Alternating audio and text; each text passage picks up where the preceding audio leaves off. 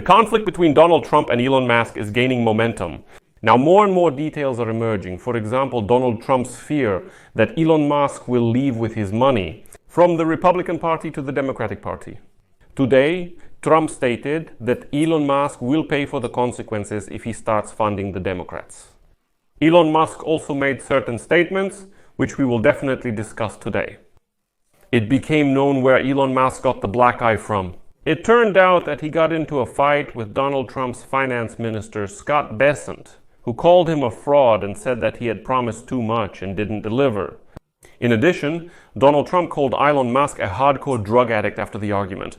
And accordingly, this indicates that this conflict is really just gaining momentum. So let's discuss together in this episode, as I say, the latest updates on this.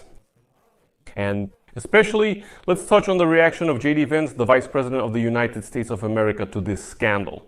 Because let me just remind you that besides the fact that Elon Musk, in case you forgot, was once a supporter of the Democratic Party already during the 2024 election campaign, it was Elon Musk who lobbied for the appointment of J.D. Vance to the post of Vice President of the United States of America and persuaded Trump to choose this guy for such a high position.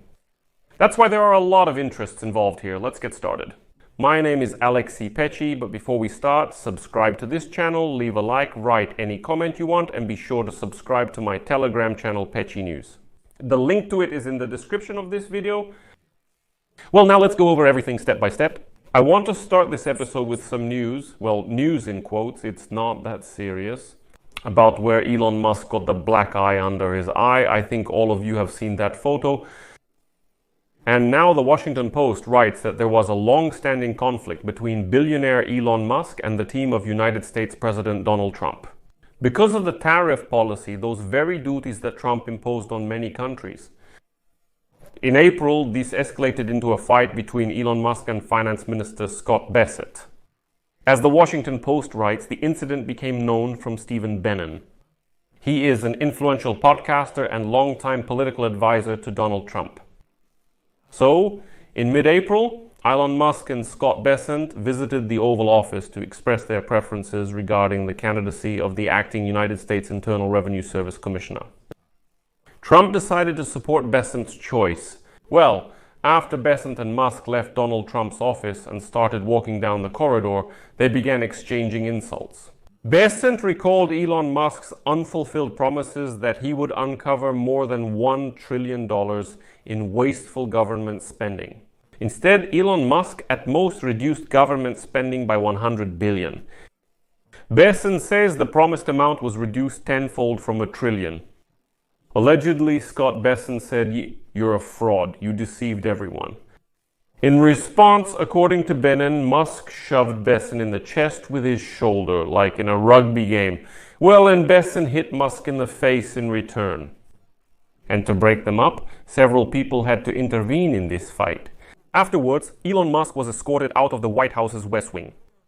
Well, when Donald Trump heard about this, he said, "Listen, this is already too much, so let's put an end to all of this." And here, let me give you a bit of context. After Donald Trump won the election, Elon Musk, who actively financed his campaign, received a position in the new United States administration. He was assigned to head the Department of Government Efficiency, whose main task was to optimize the work of the federal government and reduce government spending. However, Musk's activities were even accompanied by a number of scandals, particularly surrounding the closure of media outlets and United States Agency for International Development. Subsequently, reports began to appear in the American press about a deterioration in relations between Musk and Trump's inner circle.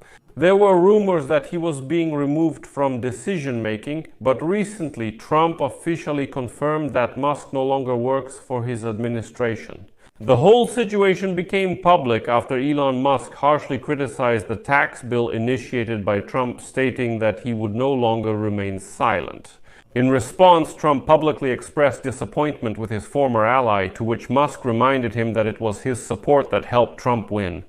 And this is where things get really interesting. So what new information do we have from the latest update today? Elon Musk directly states that if it weren't for his money, Trump probably wouldn't have won the presidential election. And here we have to give credit to Elon Musk. According to various estimates, he really invested up to $300 million of his own money into this entire election campaign. but it's obvious that Donald Trump did not live up to Elon Musk's expectations. I'm sure for some reason that, let's put it this way. I assume that Elon Musk expected that under President Trump, his business empire, that is the company Tesla, that it would continue to receive huge government contracts, be absolutely lobbied into all the bills and so on and so forth. And accordingly, these investments of almost $300 million will definitely pay off. And then it turned out that Donald Trump's bill, for example, does not include benefits for electric car manufacturers. Elon Musk was very offended by this, questioning how it could happen after he invested his money. They're not helping my company. If these are tax benefits in this big beautiful bill, then you should make a separate provision for my company, as if these benefits are just for us. Give me subsidies, give me contracts, and so on and so on. When that didn't happen, Elon Musk decided to remind Trump that it was thanks to his financial support that he basically won the election. Well, after that, I want to remind you, first of all, that Elon Musk, at one time, Elon Musk was more of a supporter of the Democratic Party. Not many people remember this because he didn't really express it publicly, and he definitely didn't invest huge amounts of money, but still, that was the case. And then suddenly it seemed out of nowhere. United States President Donald Trump declares that Elon Musk will face consequences if he decides to fund the Democratic Party candidates, to challenge the Republicans who are voting for the president's sweeping domestic policy bill. The comments were made during a phone interview with a journalist, this time from That's What It Means. In this interview, Trump says, if he does this, he will have to pay for the consequences. He will have to pay for very serious consequences if he does this. Trump stated that, in his opinion, his relationship with Musk is basically over and says, I suppose, yes, this is the end, although Trump said he has the right to cancel Elon Musk's federal contracts. He replied that he hasn't thought about it yet. And now the leaders of the House of Representatives are strongly denying that the feud between Musk and Trump has affected efforts to push Trump's bill across the finish line in Congress. But other so-called fiscal hawks and conservatives in the House of Representatives are seizing on the main criticism of the bill by Elon Musk, warning that Musk is right in his mathematical calculations. That supposedly, this is clearly not about the deficit. I want to elaborate on this topic here. In a previous episode, I discussed Donald Trump. Here's what's behind it and why Elon Musk started speaking out against him. And accordingly, against this background, Donald Trump says that if Elon Musk suddenly decides to fund the Democrats, there will be big consequences for him. This is an interesting episode because apparently Trump is really afraid that Musk might switch back to the Democratic Party. If he decides to stay in politics, then, well, why not? But Trump doesn't stop there, and after a public quarrel with Elon Musk, he called the billionaire a hardcore drug addict. He made such statements in private conversations amid the breakup with the founder of Tesla. This is reported by iVote. According to sources in the White House who spoke on condition of anonymity, the American leader was depressed and upset because of the public breakup with Elon Musk and was also shaken by the attacks from the billionaire. The founder of Tesla previously admitted that yes, he used ketamine, but claimed that the drug was prescribed to him by a doctor for the treatment of depression. It is specified that he was agitated by Elon Musk's public attacks and his clear call for impeachment. Trump started calling his confidants, saying that his former ally was a hardcore drug addict. Like, don't take his side, please be on my side, because there's no point in doing anything together with that drug addict. Officials in the White House reported that Trump's concern over Musk's increasing drug use was partly one of the factors in the conflict between them. Nevertheless, the United States president, who was not shy about expressing himself regarding people who insulted him, was more restrained toward Elon Musk than his friends and advisors expected. Sources reported that after the argument on Thursday, he urged his close circle not to add fuel to the fire. In particular, he told United States Vice President J.D. Vance to be more careful about what he publicly says regarding the situation with Musk. Well, as a source in the White House stated, there is hope that they will reconcile, but things will never be the same as before.